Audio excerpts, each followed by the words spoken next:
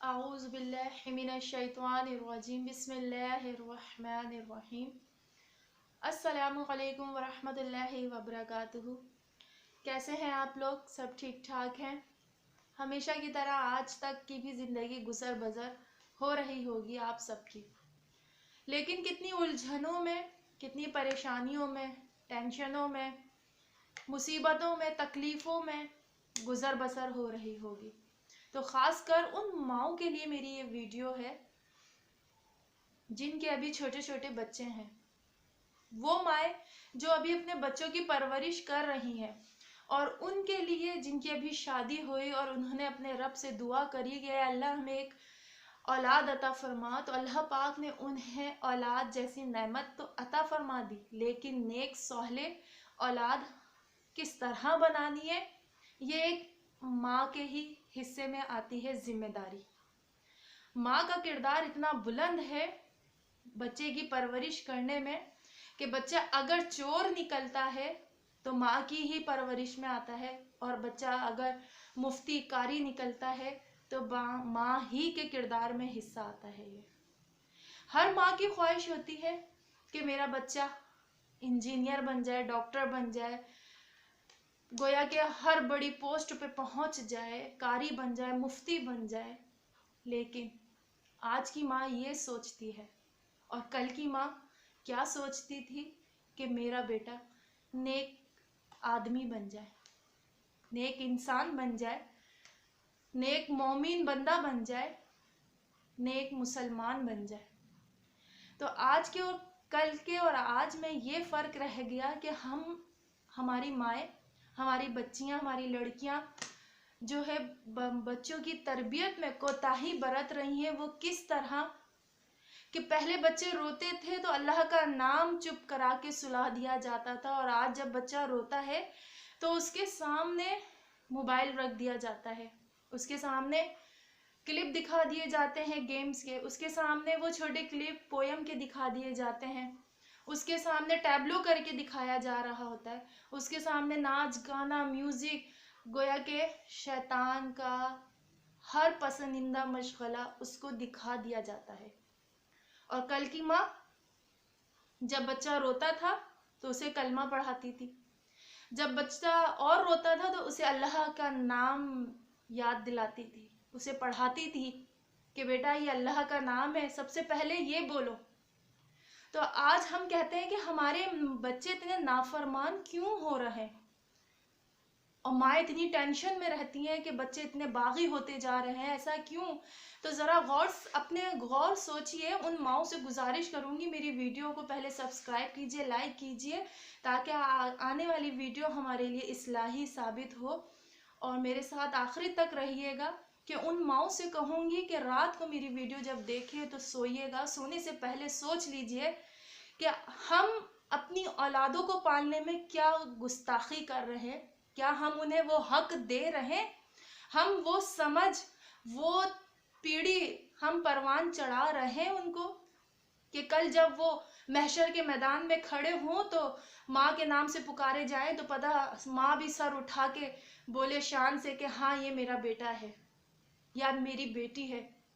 तो आज हम अपने बच्चों को ऐसी तरबियत दे रहे हैं कि जिस तरह बाबा फरीद की माँ ने, बाबा फरीद मसूद गंज शकर रहमतुल्लाह अलैह की माँ ने जानामाज के नीचे शक्कर की पुड़िया रख कर उन्हें लालच दिया करती थी और वो नमाज पढ़ा करते थे। मुख्तसर सा वाक़िया है, 2 अल्फाज में सिर्फ समझाऊंगी।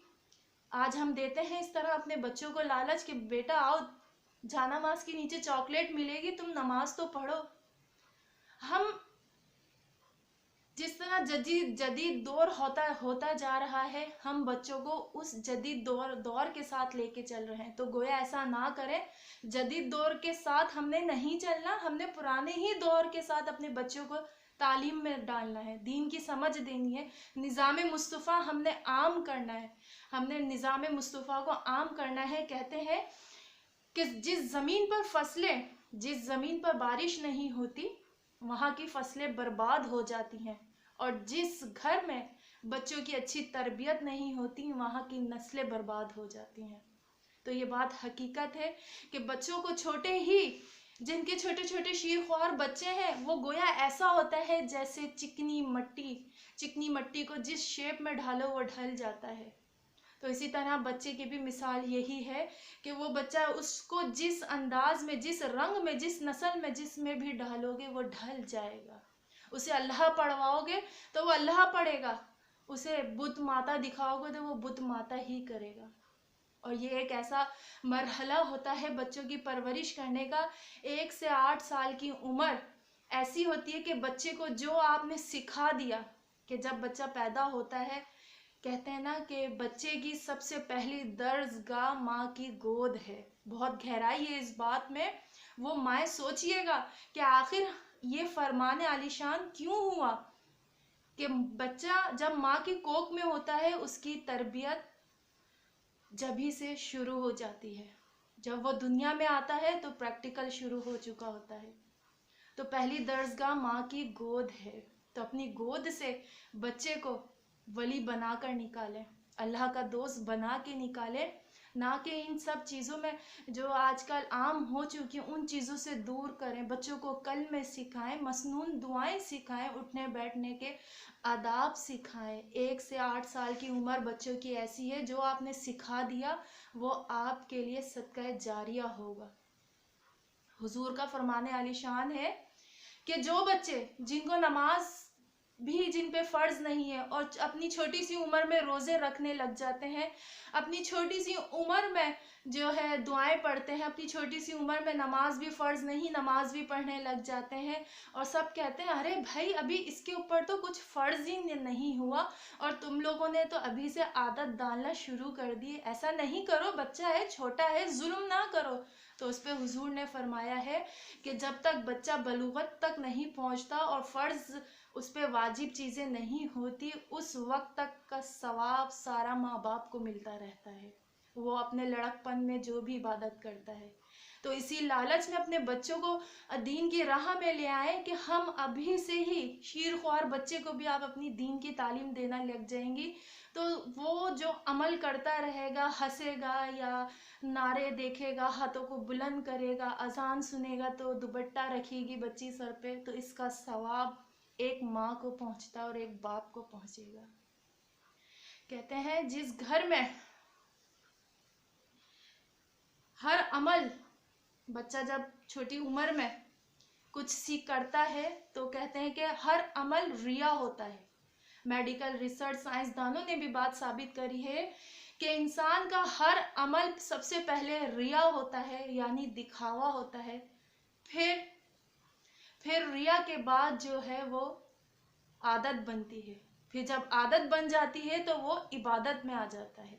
تو جب سب سے پہلے بچہ سیکھتا ہے تو ریا کرتا ہے، پھر عادت اپناتا ہے اور پھر عبادت کرتا ہے. تو میری آج چھوٹی سی ویڈیو آپ لوگوں کے لیے انشاءاللہ بہت اچھی ثابت ہوگی. نیکسٹ ویڈیو میں بچوں کی پرورش پہ گفتگو کریں گے کہ بچوں کو ہم نے کس طرح لے کے چلنا ہے کہ وہ ہمارے لیے فرمانبردار ثابت ہوں اور کل بخشش کا ذریعہ بن جائیں. اللہ نگہبان.